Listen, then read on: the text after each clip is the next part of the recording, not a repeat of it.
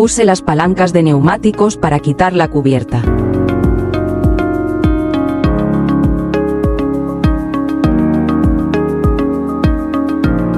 Coloque la nueva cámara de aire dentro de la cubierta.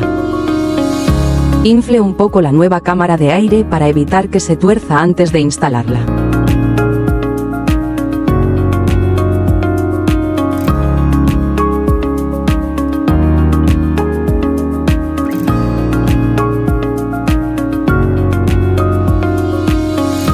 Ambos lados del neumático deben ser inspeccionados.